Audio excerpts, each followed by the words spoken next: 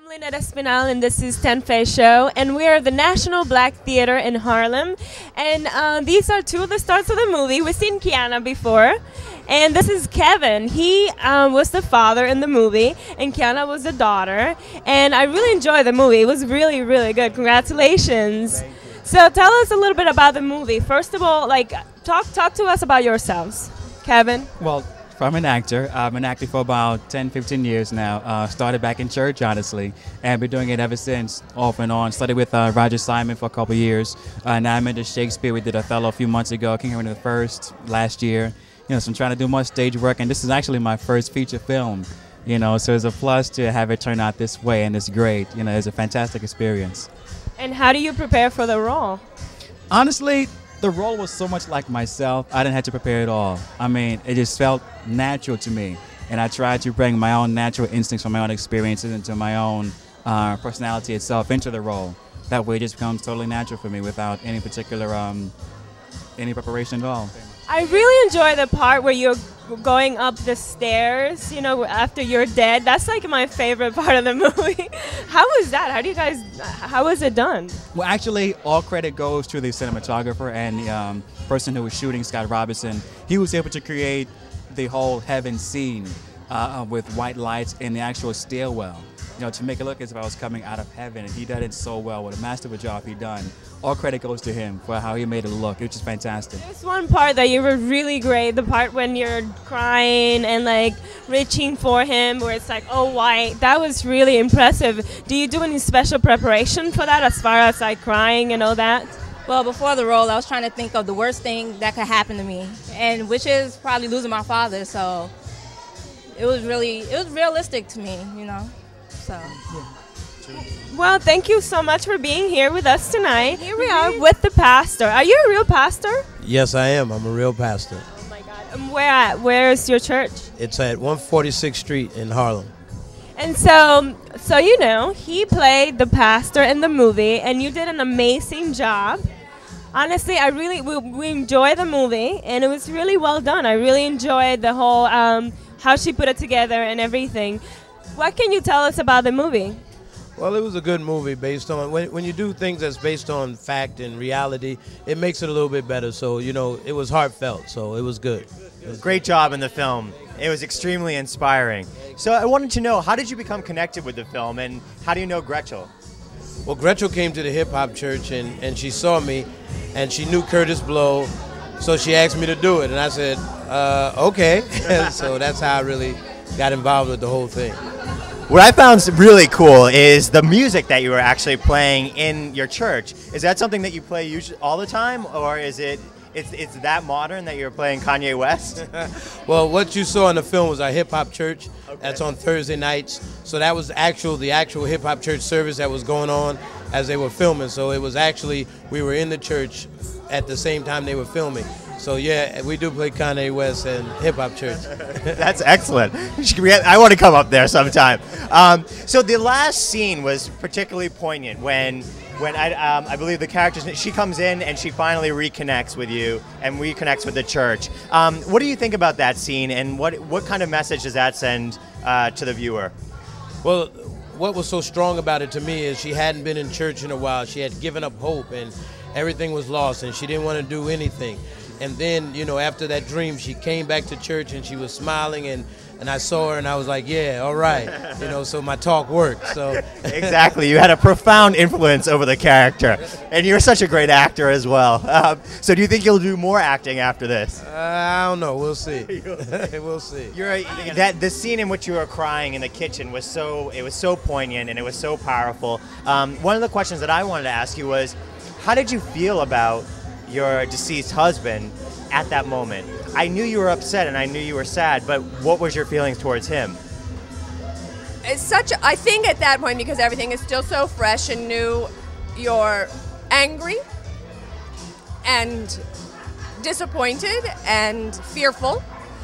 Suddenly you've had this whole life and now it's completely different and it's cut in half, and mistrustful, because a whole other thing had happened that you know nothing about, and suddenly now it's now you know. So that, I think all of those things or added to that grief. Well, the film is very inspiring, and it has a very powerful message, from what I take from it. But what do you want audiences to take away from this film? That people can have very big hearts and love in all kinds of capacities, actually.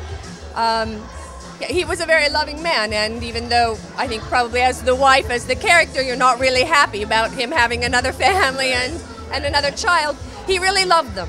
And he was really able to love me. We really had a good life as well. So I think it's good for people to take away that you can make mistakes or not follow all of the traditions and still be a very loving, kind, good person. Excellent, excellent. Well, thank you very much. Have a great time tonight and a wonderful job. We really enjoyed it. I spoke with Gretchel earlier in the evening, so I was wondering if you could just tell us a little bit about her directorial style, since I know, she's quite an amazing woman and she wrote, produced, and directed this film. But just working with her individually as a director, if you could tell us a little bit about that. I love Gretchel. She's really patient, and she's not hard on us. She gives us time, and she's just so talented. I had a lot of fun working with her, especially on my first film. She's a great producer. Excellent. There's just so many things to say, but to keep it short, Gretchel is excellent. From beginning up until this very point, she has really, really been excellent. Just excellent. Your name? Ivy Reeves, yes. Nice to meet you. Drew? Well, you guys look fantastic this evening. So, this film, it's funny because it's such a lively atmosphere, and the film was a little bit sad, but also very inspirational. And we just wanted to see what you thought about the film and what message that you took away from the film this evening. Well, I thought the film was very nicely done. It was very touching because it was about, basically I think about a father and a daughter, and the daughter losing her father, and how she was able to talk to the pastor and understand that God is very forgiving. Regardless of what we do, he's very forgiving, and that she could go on, that the father wouldn't want her to lose faith in God because they prayed every night together.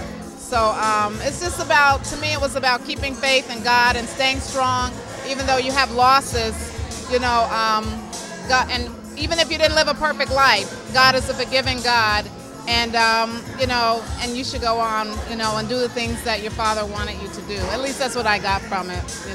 It was a very, very touching movie.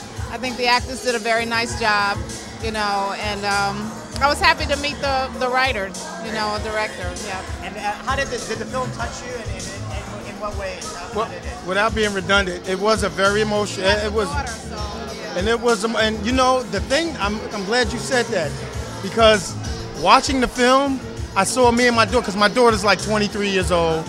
She's a young girl. No way. Yeah. So young. My son is 28. Wow. Yeah. Yeah, it's the truth. The film was. I like the emotion, and I like the emotion. I liked how they quickly went to the emotion, how they pulled the heartstrings. It was very good, and it touched something in me because of my daughter. So I really enjoyed that. I enjoyed the emotional aspect of it. Yeah, it was very, very good. I really. And in the beginning, we really didn't know what the relationship was between the woman and the man, and then because it was interesting, he went to his daughter, and we noticed that she was completely black, and then when he went to go to bed, the woman that was waking him up, trying to wake him up when he had passed away, was, so I was like, okay, what's going on? Then we didn't know that until the daughter said, but Pastor, my father committed adultery, and that's when he said, he's willing to forgive. Well, I think one of the most interesting parts of the film is that how do you feel about the father, because it is a kind of a controversial action that he's taken while he, is very faithful. He has a lot of faith. He has committed adultery, and I was wondering what you thought about that. I think what that showed was like the flesh is weak. I think that's what it showed. But then I also thought that it showed redemption. He knew that he did something wrong and that he was working at trying to correct the wrong. It's hard to correct that, you know. But he was a man. He stood up for. Stayed with his family. Right, stayed with but his I family. just thought it was interesting that the wife still stayed with them, you know. But then that's just my own personal thing, you know. Well, I think you guys should be film critics, or are you artists? Because you look like you're. Are you in the entertainment field? I'm an actor. I act and I write plays. So. And I'm a musician and I'm a guitarist and can't wait to hear the band. Oh, you're up tonight. All right. Well, you're gonna put you to the test. Well, have fun, have a few drinks, and thank you very much. It was good talking to you.